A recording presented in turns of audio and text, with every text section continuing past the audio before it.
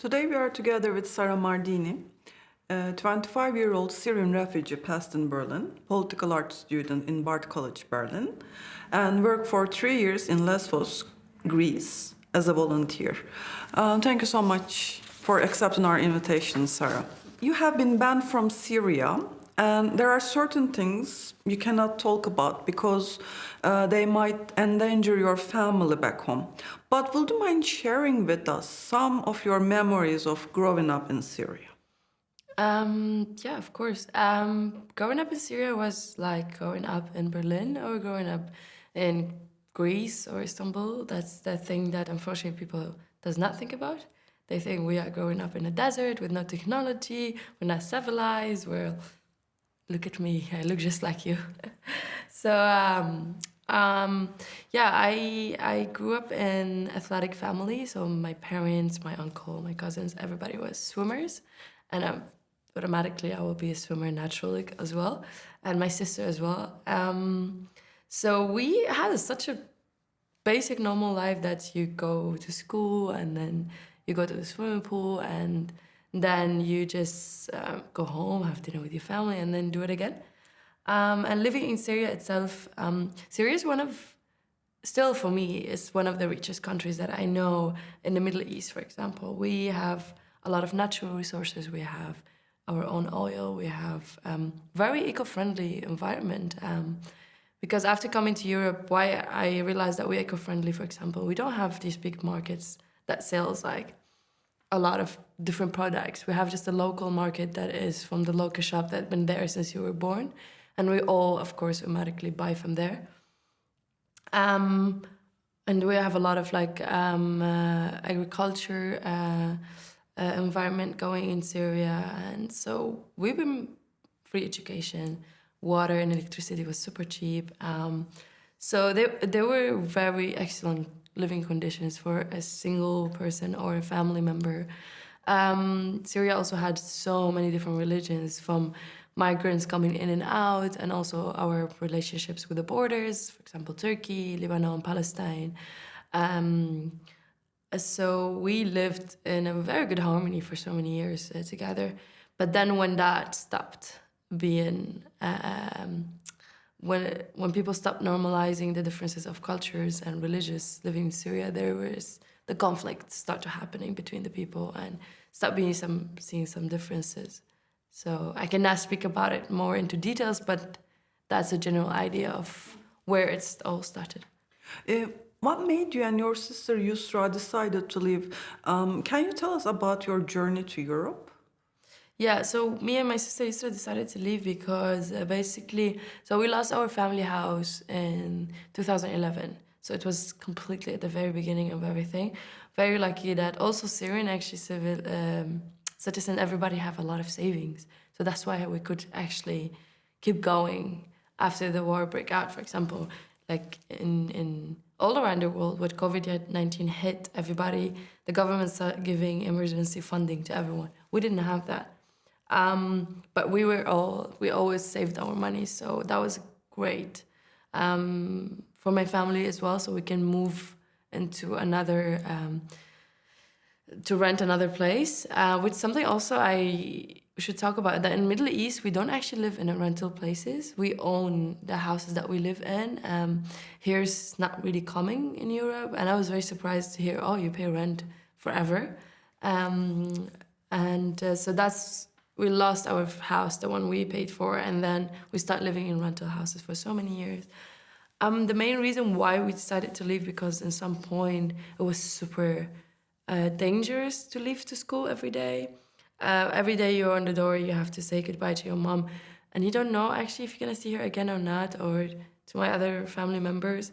So, and in some point we were just in lockdown for so long that we just somehow you feel you don't have identity anymore. There's no education. No one is actually asking you to do something or not. You have no work.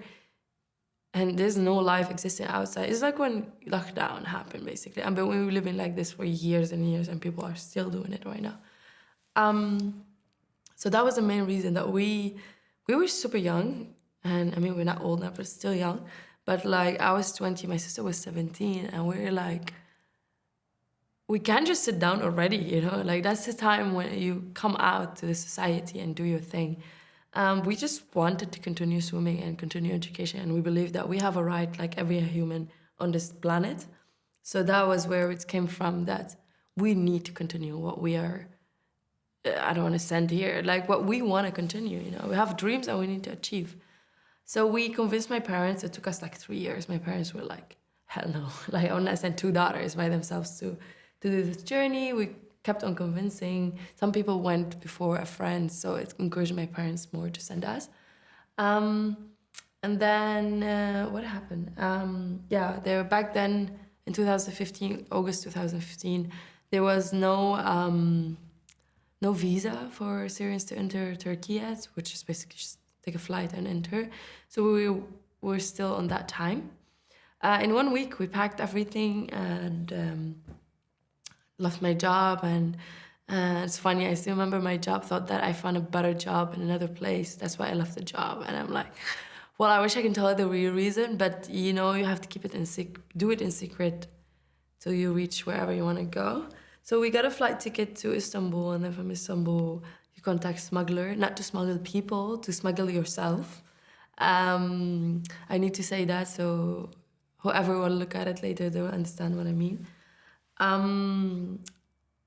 So the smuggler gives you structure, what you're gonna do, where to meet, and how much you pay per person. We paid 850 each, me and my sister, and all the money of the trip were covered by my father. Then yeah, we went to like one very common square in Istanbul, but I actually don't remember. And we were walking a bit like uncovered, trying to be uncovered because we were like worried that we shouldn't be seen. Then when we arrived to the square, where like hundreds and hundreds of refugees were waiting. And I think that was the first time I was completely shocked to see that it's just out open and no one actually cared about it. And then like so many buses came, they picked us up and drove us for 10 hours to Istanbul. And then we reached it's like a small, I think, hidden beach, but we had to go down a hill for like 2 hours. And here when I saw the biggest number of people, that was the first time that I can feel that the migration journey started. And there was 8-month child with us, with one of the groups. So it was like, you know, it's just you observing all these things and you're just like overwhelmed with everything. We made it down to the beach and we're supposed to leave in a couple hours.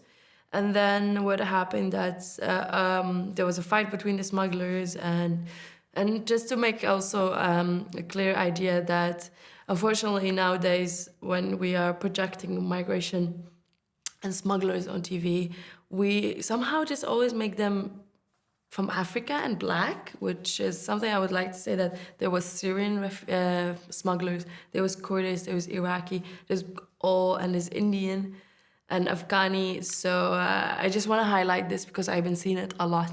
That's the African people who are smuggling refugees, and I don't even think I saw one African smuggler. So yeah, the smugglers had a fight, and who will send their group first, and then somehow they end up hitting the boat. So it's just one knife in it and it's over, you know? So we had to wait till the second wave of people to come with our boat because the boat comes with you. So we waited for 2 nights, which is very crazy. We didn't really have anything. We barely just had water bottles and some bars of sneakers, and because you just have a backpack, so you can't really fit much into it. And food becomes not really important thing in this whole process. So what we've been doing is that we use the strategy of making ourselves sick, so we don't really want to use the bathroom. So we can get like constipation. Basically, you just eat chocolate when you're hungry, and then you just feel sick, and the stomach basically stuck. There was no sleeping bags or anything to sleep on. There was no shower, there was no tents, there was just me and my sister surrounded by hundreds and hundreds of men. And the smuggler were really, I don't want to say took care of us because I still don't know if I have love or hate relationship with those people. But he was aware that there were 2 young girls by themselves, and he brought us tent on the second day. But then later third day we were like, okay, I think it's time to leave. And if you don't want to send us, we're just going to go back to Istanbul. And then he calculated the number, 20 people, if they leave, you lose a lot of money. He packed us into one crowded boat with, so the boat, just to explain, the ones that we see in the canals here in Berlin or in Hamburg and Amsterdam, they're exactly the same ones. They're not any difference between, and I think even those ones are more prepared than the refugees' boats. It's just a gray, dingy rubber boat that if I just hit harder with my nails, I will break it. It's like that ridiculous. So, and it fits basically for like 5 to 6 people. We were 20, all males, and only me and my sister and a girl from Somalia were the females, and 4-year-old child with his father. We left the shoreline, and the second culture shock or shock it happened to me. The smuggler was on the boat, and then suddenly he was like teaching someone on the boat how to drive it, and then 3 minutes later he just jumped and swam back, and I was like, I just needed a couple of minutes to like, are you kidding me? You just teach someone right away and you just leave all of us like, I'm like, how could you do like? I couldn't really understand it at all. Like, how could any other human do it for other one? So of course, because it's crowded, we don't have a good driver, and the boat start going to the surface of the water and start getting water in. And the engine was on and off all the time because the driver doesn't know how to do with it. And then they're all like not good enough for the journey or for the weight. So someone from the boat said, why don't we jump on the sides? Every boat has a rope. And then make it heavy from the sides, light from inside, because also it was like 6 p.m, so it was like windy, the water wasn't calm at all, and it was super cold as well. So he jumped, and for me, I was terrified. I was so terrified, and I was like talking to myself, I'm like, I'm a lifeguard. And when you sign up to be a lifeguard, it doesn't matter if you're in a pool or you're walking on the canal or anything. When you saw someone in need in the water, this is the oath that we swore. So, and I said, and apart from that, also my sister was there. I would never live for the girls that anything would happen to my sister or any one of these people on the boat.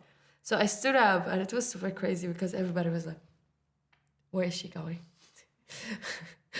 What do you think you could do? And I'm like, just leave me alone. And then I jumped in the water. I actually said something, I don't know how to say it in English, but I said the Shahada before I jump in the water because I wasn't sure if I'm gonna stay alive or not. Because water was my friend for so many years, but that water I didn't know, it was way more than just water. That's the point. I jumped, it was freezing. And then a couple minutes later, my sister stood up and jumps again. And then here we stop fighting. Because my sister, she have a problem with balance between eyes and ears. So basically any second will lose consciousness. And, I cannot swim after her. So like, you should go up. I go up and And then she just looked straight in my eyes and said, if you do it, I will do it too. I just couldn't say anything more than that. But she stayed by me. And then other people, we start switching. The harrowing, people say that this story of me and my sister is a heroic story, la la la la la. For us, we're lifeguards and we're professional swimmers. And we had to do that. And we must do that. But what was, for me, very inspiring and heroic that happened on that boat, the guys who were jumping in the water to help, they didn't even know how to swim. For me, this is something I would never ever forget, because they literally put their life on risk because they just want to make sure we all survive together in this. So that was what I find heroic, and I never in my life yet saw something as strong as that you might die, but you still did it. I knew that I'm not gonna die. Worst case scenario, I would just float on the water for so many hours till someone finds me.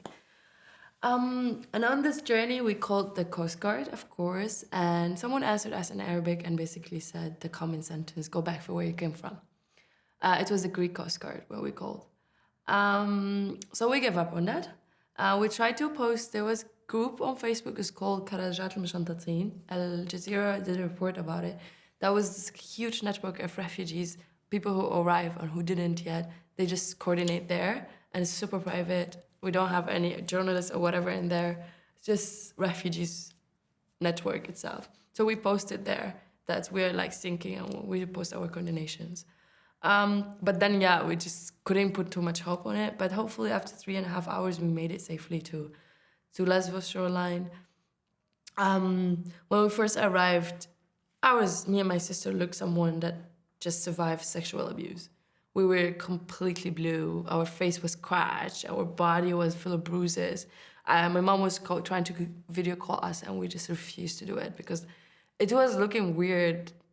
Like, I think the thing that happened, the water was very strong, and our head was keep hitting the dinghy, and the dinghy, it is rubber, but still it is sharp. And the life jackets, the fake ones, that is just sponge, and it's just always case. So you're in the water and it goes up. So basically, it's just from here, that life jacket, because it's not real and it's not really tight onto your body. And that gives like lines on the skin and here. And I have asthma, and I had it, growing up. But then I just couldn't for 2 weeks, basically barely speak because I just had salt all over my body from inside. After we made it to Lesbos, we were so relieved, like, yes, we made it to Europe. And that was the hardest part of it. But unfortunately, it was just the beginning. We didn't know what was coming. So that night, we luckily, there was a lot of life jackets on the way. So we start looking around and see where to go. We end up on island in the north, not island, like a village, I don't remember the name, where there were hundreds and hundreds of refugees just sleeping in the streets. And we just thought, we said, we know the center now. We need to find food and shelter. We tried to find hotels, we didn't find anything, but then we found a restaurant, and the owner of the place, she asked me if I'm a refugee and if I need shelter, and I'm like, yes. And then she told me to sleep in the church. And we did actually go and sleep in the church. The next morning, there was buses from, I don't know which organization, that was like a long time ago, but I think it's UNHCR. They come and see the numbers of people, and then they pick them up. So I went and talked to the volunteer or the staff, and then she told me you need to have a stamp. So that was like also a shock for me. And I told them, I feel like, when you buy vegetables or fruits, and when it's good enough, you stamp it. When it's not, you just throw it away. So it was a bit shocking for me. I didn't know the culture of stamping and lines and bracelets yet in Europe. And I was so more shocked that I never saw it in Middle East, and then I see it in Europe. So she told me you should go to another village. I'll pick you up from there. And I said, sure. So that other village was literally 6 hours walking.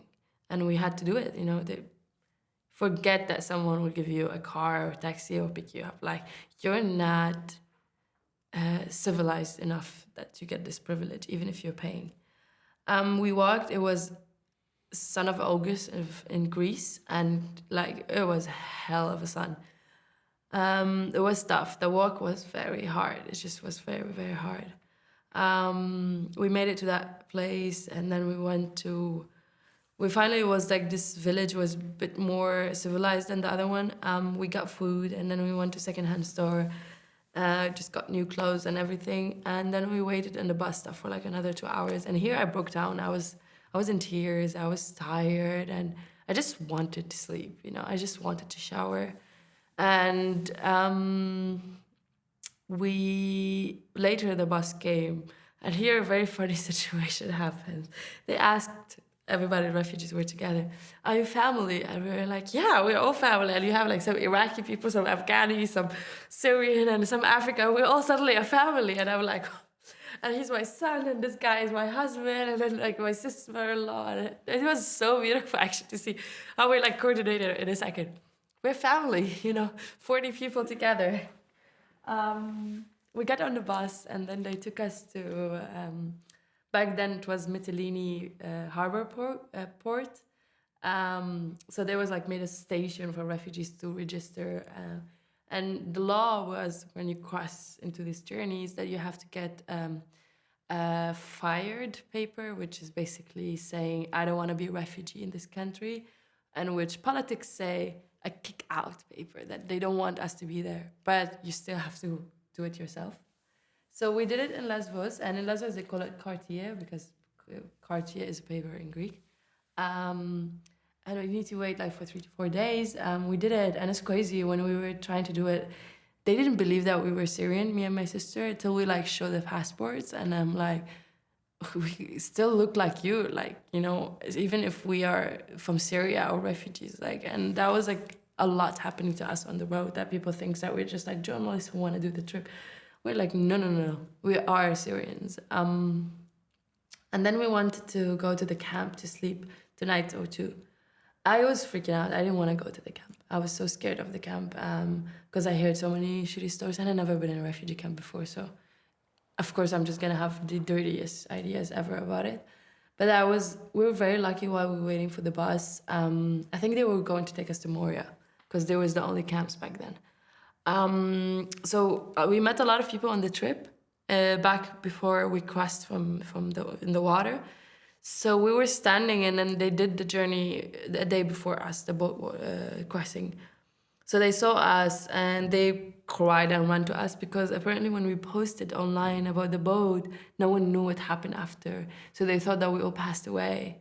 So it's crazy. So, you know, the second day you just see all of them in front of you. So they told us, don't go to the camp. There is a municipality in Lesbos. There was just a mini park next to it. So we slept there. And then we were acting like a tourist on the beach just to go to get a shower or whatever. And then we smuggled the girls behind us with a headscarf. We needed a lot of strategies in this. But it was good that me and my sister didn't look Syrians or Arabs, so no one would catch us. And then we slept for a couple of days there, 4 days. And then we got the ferry ticket, we got the paper that we needed. And the ferry situation was also unbelievable. There was no system. There was hundreds and hundreds of people in the harbor, and they all have to get together in this ferry.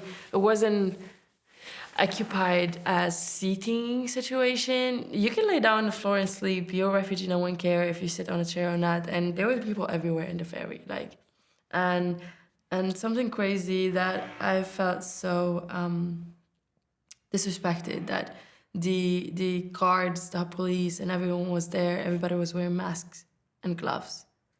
And for me, I'm like, okay, you know, it was very disgusting thing to see. Yeah, now it's a whole different story. It wasn't COVID-19 5 years ago. And we weren't inks or germs or whatever.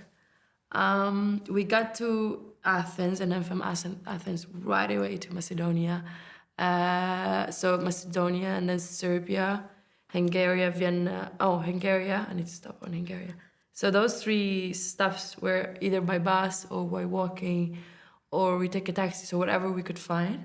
And nothing really happened. You just follow the train track. But then when we entered Hungary, that was the biggest mess that had happened. Before we enter in there, there's a lot of footage about the field where refugees were running, and there was this refugee who was carrying his child, and then a journalist, she kicked, and then he fell. So this area in particular, we got there around like very late in the evening, and then everybody always said like, keep an European Western outfit in your bag so you can change for it, so you blend into society, and which is something now I'm working on into my education. 5 years later, I could reflect on it. So we can blend in, we change our clothes, and then some gypsy young teenagers were like, okay, we're gonna get you a bus for 20 people, you fit in there. 4 a.m. and none of them were there, but thank God we didn't give them money. And then the police start coming, attacking everybody. There was helicopters everywhere.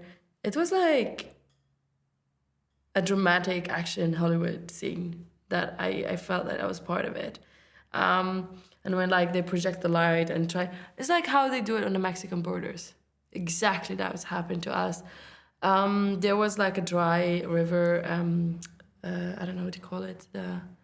Dry river. We just all went in there, and the group changes every time.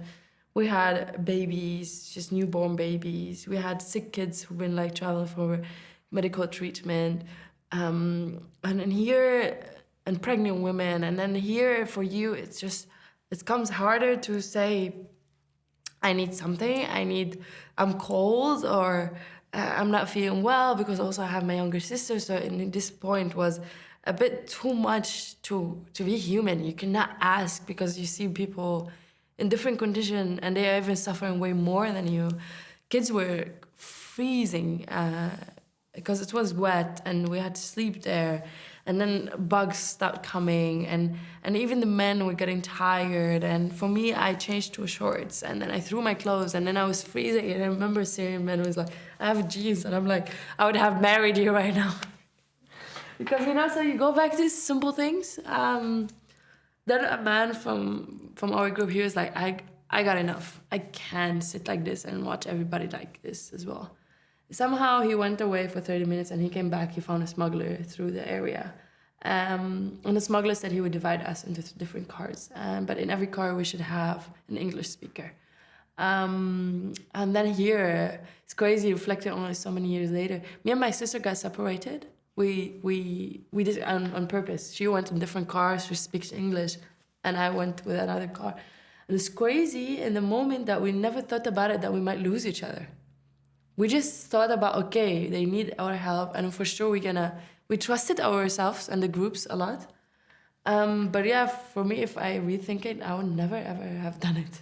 Like, I would have lost her forever. And maybe it's part of it because we trust each other and we knew we could handle it. But I don't know, there was something wrong in our minds, or good, but I don't know what was it. So we got into the cars. They drive like maniacs. They took us to called Berlin Hotel. So there would be a smuggler, and that was a whole different story. We don't really mention it a lot, because usually speeches or anything we say is very quickly. So here we got into the hotel. The smuggler was Syrian, and he was like, I have a car ready. We'll take you to Berlin right away. Just go upstairs to the room and relax.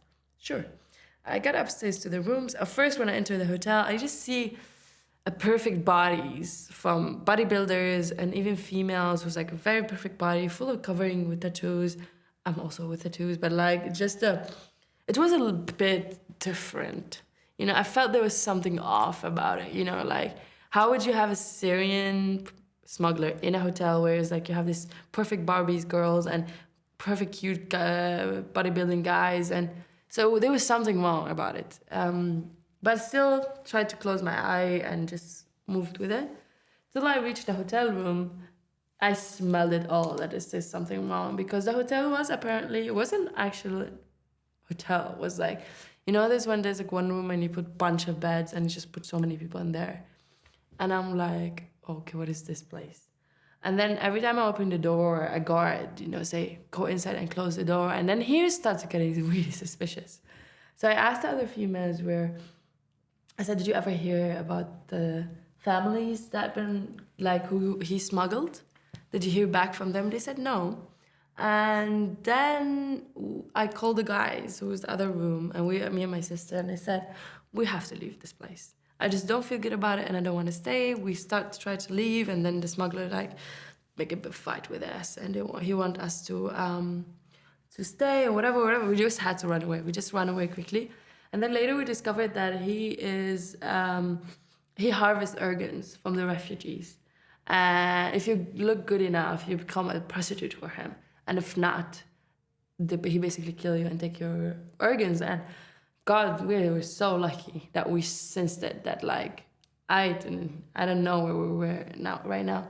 So that was a really big situation that happened to us. And then later, kept trying to find the smugglers and try. And then at the end, we just gave up. We found a hotel after. So that was, I think, 20 days through.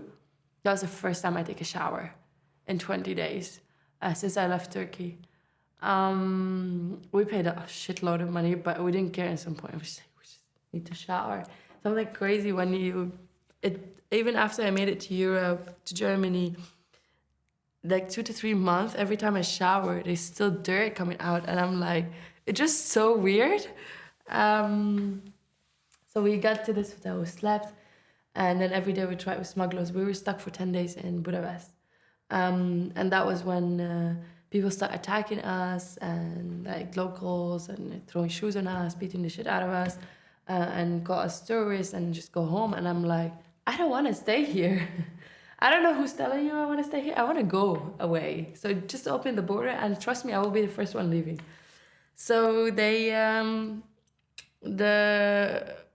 what happened that I think it was the Hungarian government who said that all refugees can take a train and just go through to Germany. So we didn't take the first train because let's see where is it going. And then we realized that actually they stopped after a couple of stops. They took out the refugees, arrest all of them, beat the shit out of them. So we were smart not to go. But then we were like, but we can still smuggle ourselves to the train to Germany because we still do not look German. We got on the train with a couple of our friends, and a girl, a Hungarian girl, listened to us speaking Arabic. She called the police. And then my friend was giving her, like, we're just eating, and then he just, like, casually was like, would you like some fruits? Then she started crying. We didn't know why. We asked her, and she said that, I'm so sorry, I reported you to the police. They will come at the next station. It was shocking, but then, at the end of the day, she was brave enough to tell us. So the police comes, and we're like, where's your passport? And I'm like, I'm Syrian. We go downstairs, and we had, like, 40 police officers surrounding 8 teenagers. And I'm like, do you have something better to do in your life than just surrounding us? I was completely peaceful. I'm not going to go anywhere. It doesn't work that way.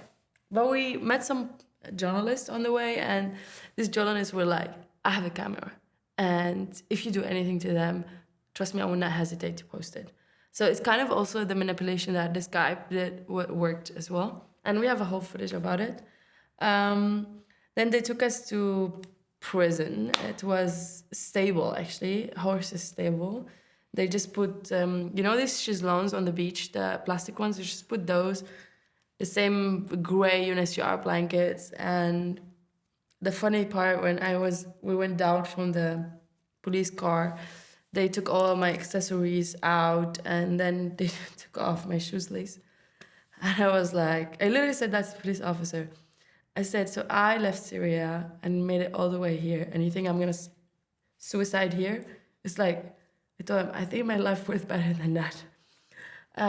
They were like so paranoid, even lighters they took from us. If you want to smoke a cigarette, you give it to them, they light it, and they give it. I'm like, I just don't understand. Are you worrying about my safety or me committing suicide in your land? Then an Arabic translator came, and because of this man, I became an Arabic translator, and I'm gonna find him at some point. So he told me that they are doing our papers, we can go continue to Austria the next day and everything. Okay, no one will stop you. So I trust him for sure. The next day they come, they put us in a bus, the police buses, the big ones, with a fence inside. It was the first time in my life I see it. And then they took us to a camp where we went lockdown again. So this translator lied to me. And that's one of the main aspects why I became an interpreter and why I'm very loyal to my work, because it happened to me. I believed that person when I just needed one line of hope, and he lied to me. And I'm going to find him, and I'm going to tell him what he actually damaged. I know that it didn't damage me that much, but that was a line of hope that I needed back then. And he could just tell me they would not let you out. At least I would know where my brain is. So, of course, we're young and free. We didn't stay. We ran away from the camp. We just jumped over the fence. And then we went back to Budapest. And that's when we saw the people marching to the borders, when, I think 15,000 people marched. We didn't march with them because we were exhausted.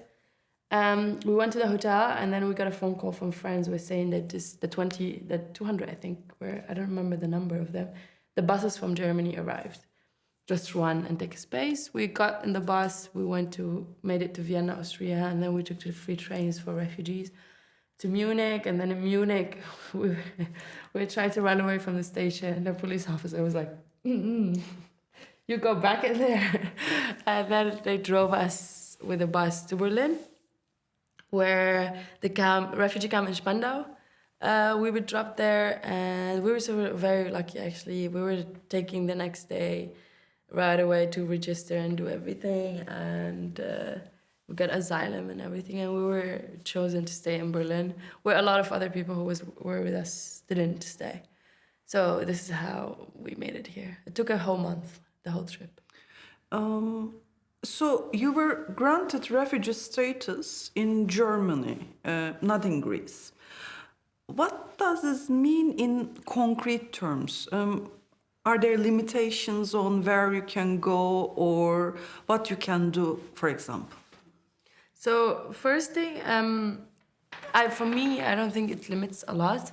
Maybe for me because I have a bit different condition. But the first thing you hear when you receive the passport is you can go anywhere around the world apart from your own land. And I think the way you just receive a passport with this sentence is just heavy.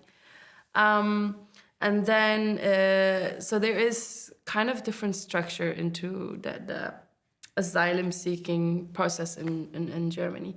So you have two. You have the job center and pre-job center, where the job center arrives after you got the asylum.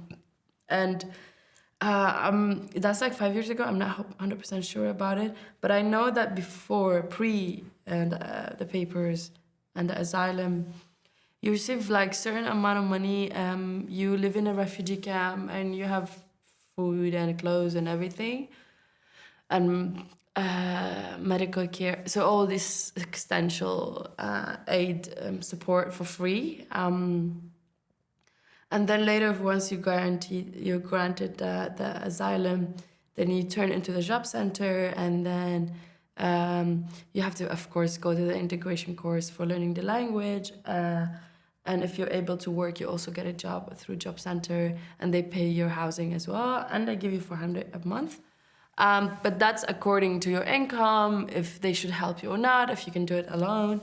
And the structure of this is that if you want to take support from the government, you're allowed only to leave the country for 20 days a year. And also, yeah, they give you a passport, but actually as a refugee, it's not easy to travel everywhere because some countries doesn't give you a visa. Like, that's it, you're a refugee. How dare you thinking that I will bring you to my country? Because also there's this whole idea about that refugees want to travel to another country to stay in it, and I'm like, I already have a passport from another country. Like, is this like match collecting for passports? Like, I just don't understand the idea. But for me, I didn't take money from the government because when they told me you're only allowed to leave for 20 days, I was like, I don't think I want to stay here long. So that's why I wasn't really limited. And thank God, because of like my public speaking invitations, I always get the visa process faster. But if it's just me going to take a visa, it doesn't work that way. So will you be able to become a German citizen? Yeah, I should. So now I marked 5 years in here. So I think it's 6 to 7 years. And also if you work and you never took any financial aid support from the government, it's faster. And I mean, for me and my sister, we brought in a lot to the States. So like, I don't want to say we're different and special, like, but we brought a lot of services and attention and supported the German government in their own battle for the crisis. So I think that would be maybe make it faster a bit, but we'll see. Having made it to Germany, you ultimately decided to return Greece to work with an aid organization as a rescue swimmer. What actually is a rescue swimmer? So basically, search and rescue swimmer is just the lifeguarding. But we call it search and rescue because when you are in not a swimming pool, in a real life situation, I mean, swimming pool is a real life situation, but so this is where I'm like, what is real, what is not. But it's basically searching for people drowning. That's a difference. That you're actually searching for people drowning for sometimes, unfortunately, dead bodies. But in a swimming pool, it's more like you're being visual, making sure no one is drowning. But they're here, we just come when the crisis is happening. And what we did basically is just sit 12 hours a day by the beach, scanning the water, making sure everything under control. So this is search and rescue swimming. Sometimes, yeah, but in the past, when I was in Greece, we had a really good relationship with the Coast Guard. Sometimes they do or we do. Sometimes no one does, and you just need to search for the bodies. So, yeah. According to international refugee law, people have a right to apply for asylum. And assisting people in need is also not illegal. So, under what law were you charged? So that's why I said it depends on which country we are. Germany, in Germany, if there is a car accident and you saw the victims and you saw that they need help and you didn't help them, you're actually being criminalized. But then in Greece, if you save refugees or help refugees on the shoreline, you get criminalized. So I think that is the one that I went under. And actually, it's not only Greece, it's in the EU now. A lot of countries are going with it. Italy, for example. So that's the law that I fell under. But it wasn't there when I started working. Like, no one ever, working for 3 years on the island, no one ever told me that you're doing something illegal. So it just came out of the blue. Yeah. You spent more than 3 months in jail in Greece. Would you mind sharing your experience of what this was like? Yeah, of course. So I spent it in 2 different prisons. I spent it in Lesbos and Korydallos in Athens. So Korydallos was a bit of, I was going to say heaven. It's a bit of more heaven-ish for me than the Lesbos one. Lesbos one was just a police station, and they didn't even have a female cell. Like, even in the prison, there was not a female cell. And I was held in the trafficking department, like cars or whatever. And there was other 2 girls. There was one Greek and one African. The African was refugee and was held there for like up to 5 months, I think, because she just tried to smuggle herself onto ferry. It was a bit tough because none of them spoke English. It's Greek, French, and English. It was hard to communicate with them. And the room was basically, I think it's just the size of this square. And there was like 3 beds. And my bed was everything, like my living room, my bed, my kitchen, literally everything I had to do on the bed. I wasn't able to walk a lot. We couldn't exercise. We weren't out of the cell. And the worst situation there was no shower. And there was no toilet inside where I need to scream. Because so the thing happening is that there's a whole corridor. And then there's the police department, the office. And then inside you have our cell. So basically, if you just close the door, no one will hear anything inside. So sometimes we shout for like 1 hour because we really just want to use the bathroom. And sometimes they just ignore us for a long time. And that was very tough. And then I had to, again, do what we did in Turkey. I couldn't drink a lot of water. I needed to take care of those things. So like, because I'm on the mercy of another human who clearly see me as a big criminal target that I need to suffer in prison. But then they moved me to Korydallos, which was better because it was an actual women's cell. There was a garden, there was a gym, there was a library. I had a big room with other people where I could walk around. We can make our own food. We had a shower and bathroom. So somehow a bit civilized. And people were good. I mean, I'm prisoners, and even the Korydallos prison in Athens, even the officers were very polite and respectful to us. And I wasn't insulted or abused. Nothing happened to me. The crazy part is my room was anti-refugees when I first entered. And then when I left, they became the biggest refugee supporters. They watched the news every day. I think the thing is that was a perfect example that people just need to meet other people who's just like them. And just to, if you want to understand about others' culture, just talk to them. And that was an example for us, like how they all became just pro-refugees. Yeah. What is the current status of your case? So my current state is that I'm free on bail since 2 years now, and nothing at all. There's no updates. And actually, 2 years ago, right now, I was in prison. It was the time I was arrested 21st August, released in December. So yeah, nothing at all. They added a new crime a year ago, fraud, and I'm like, okay, just we have few left, and then I think I just have the heaviest charges in the world. But yeah, there's nothing. I had court 3 times in May, September, and they just postpone them all the time. And I'm banned from Greece. I'm a threat to the national security. There are many aid workers, NGOs, and volunteers providing assistance to refugees, but as your case shows, also increased resistance to offering aid. What is actually meant by the term criminalization of refugee aid? So the term is basically coming from the whole idea. After I was released, I realized what was going on. So some people thought when I was arrested that because I was Sara Mardini, because of what I do, I got arrested, and because of Sean Binder, what he does, we got arrested.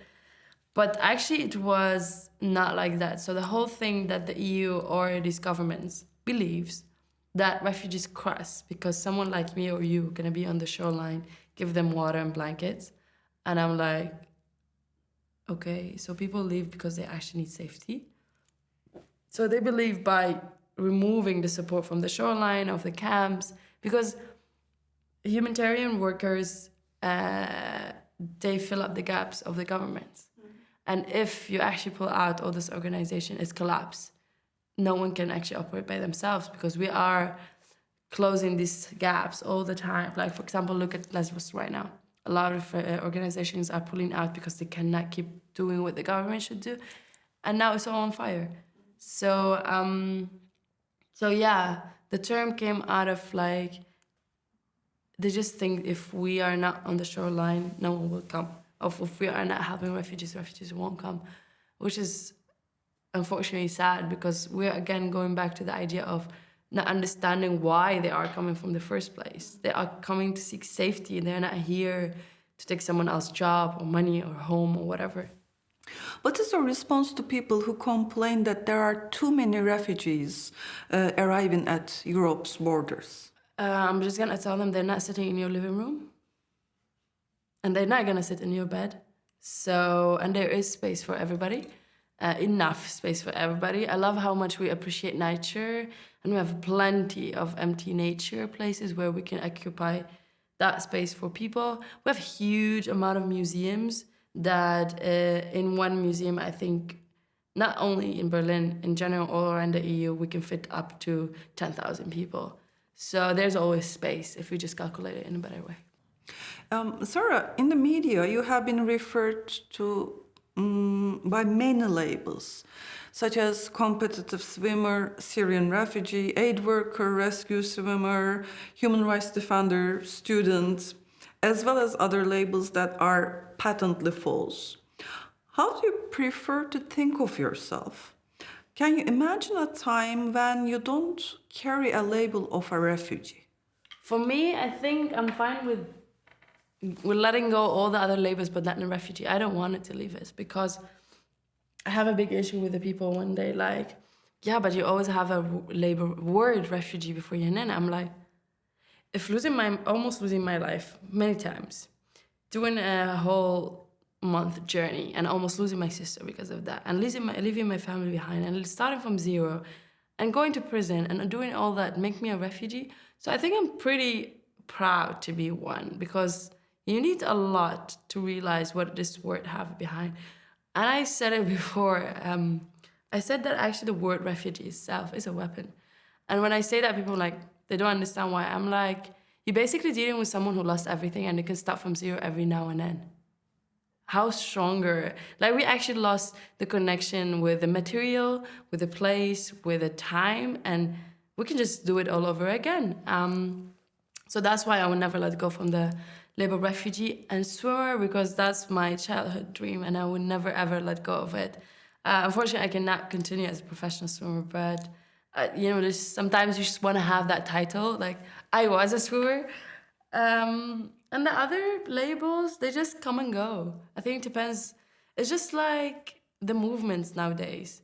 Black Lives Matter 2 months ago was cool topics. Everybody wanted to be activists about that topic. But for me, I will forever be a human rights defender since I was born till the minute I die because I believe I'm very blessed with my voice and I'm very blessed with the personality that I have. And I'm very lucky that I had a very good family and friends who kept on making my personality blossom.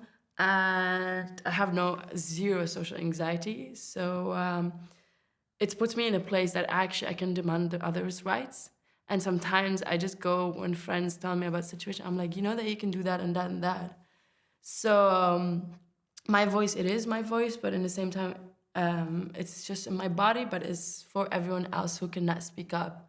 And I know that will put me in so much trouble. I know I might lose my life because of that, but actually I just don't care. So those, I think, the 3 labels I would keep going with. Student, joking. No, we need it.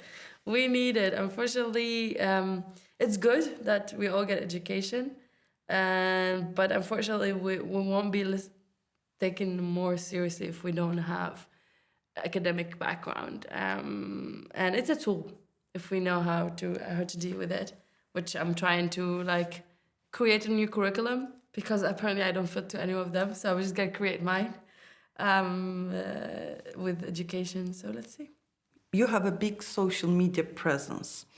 Is this a useful tool for spreading your message, or is it difficult being a spokesperson for refugee rights?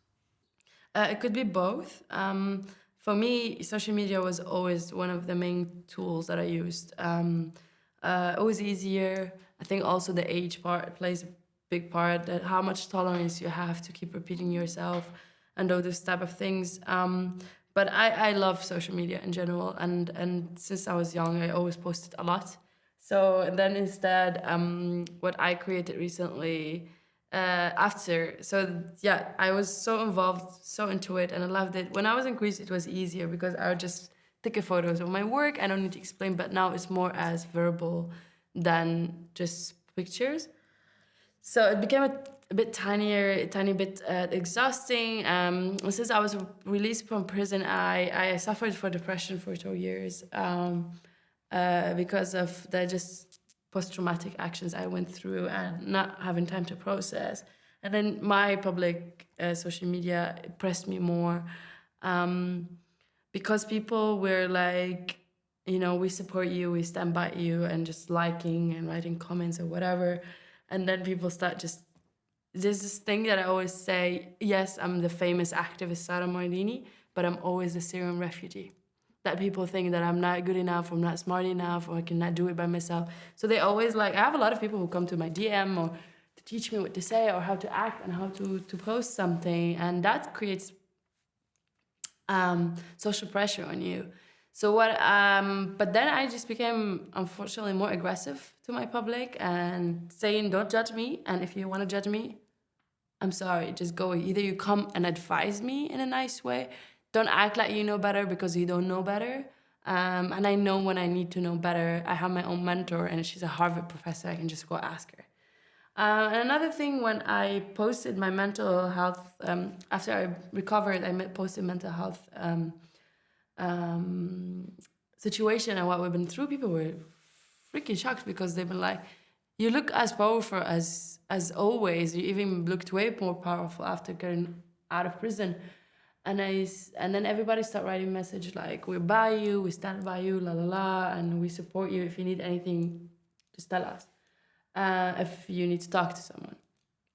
And then I made another post, and I was like, guys, I'm trying to explain that part of my mental issues came from you because of your judge and your public image of humanitarians. And unfortunately, just 2 years ago, we were not even taken seriously. People were making articles about volunteers go to this country to find their soulmate. No one really took seriously whatever we did. No one, whenever I was here in Berlin and I come into my friends to visit and I go out with them, even I'm the famous Sara, they just kept saying, oh, the humanitarian came and worked for free. Everybody was making fun of us.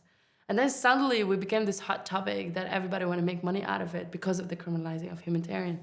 And then we have more now social pressure. Well, why you don't share this? Why you don't talk about this? Why you don't do that?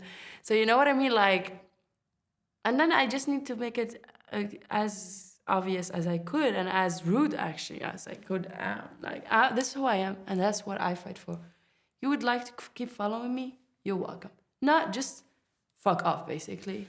But then I got also an advice by a famous actor actually from Egypt, and he told me just create your own profile. So I have my social, my work, let's call it profile, that I post all campaigns and support others.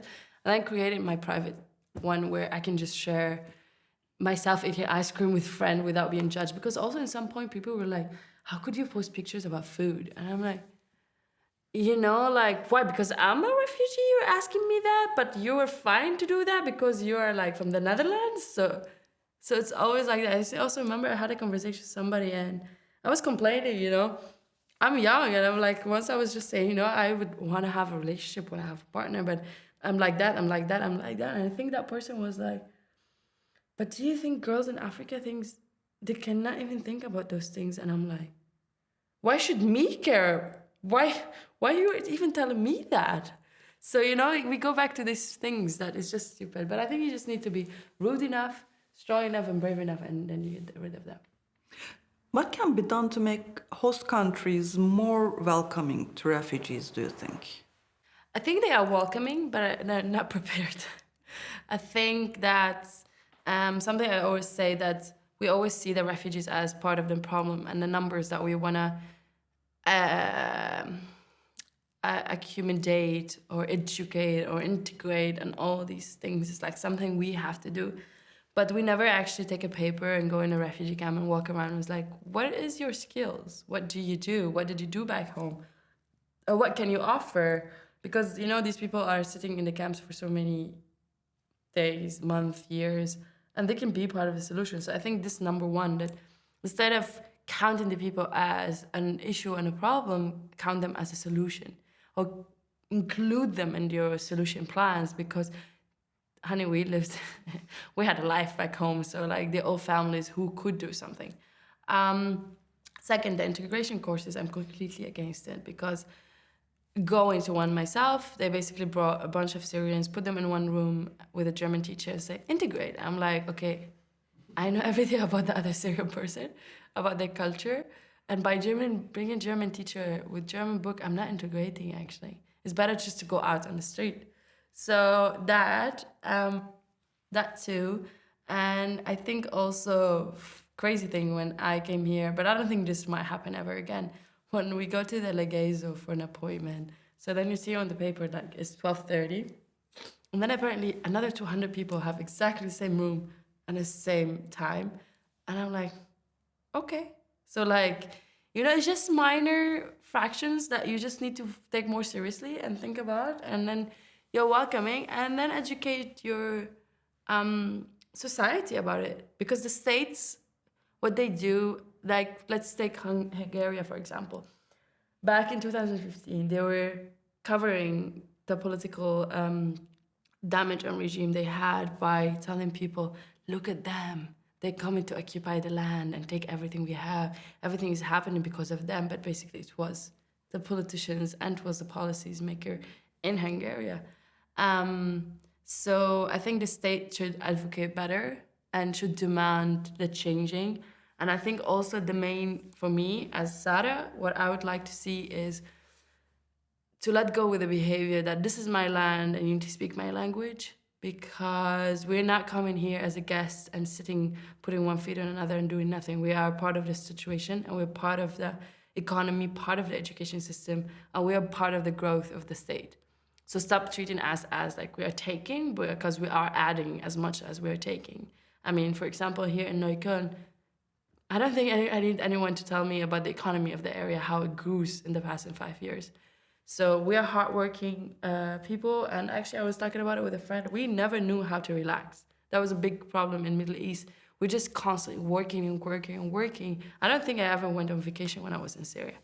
I mean, not yet. Like, we just cannot do it. We just always constantly want to give or get. So see us as a human, I think. Include us and include our minds into your own solutions. And trust me, and everybody will be doing well. Attend university in Berlin, where you are studying politics and art. So what are your plans for the future? To graduate? Good. No, I don't. I don't have. A lot of people always say I have to start my own organization and all these type of things. But I think I got into the field very young, and I left with so many scars that I feel I'm too young to take responsibility. I don't want to. And I don't ever want to. I think I'll graduate and I'll be a German citizen, and I'll just go back to the field wherever it's that. It could be Africa, Middle East, Afghanistan, whatever. So that's what I'm gonna do. I think I want to always be solo, having a backpack and traveling and working. I never want to have my name known. People know my work. They, like, whenever people say you're famous, I'm like, my work is, not me. Which is okay. It's problematic because it's the same person, but still, like, I don't want to be that famous face that did some good things in her life and then sat on a crown and okay, that's it, and I will build empire. I don't want that. I want still to have one-on-one interaction with people. I want to be in the field. I want to sweat and work in a bad situation again. So yeah, I think field again, but I don't have any big plans, and I don't think I'll ever anytime soon.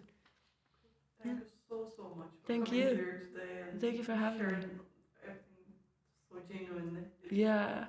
I can give an advice that I always give at the end for the students so they can use it as well.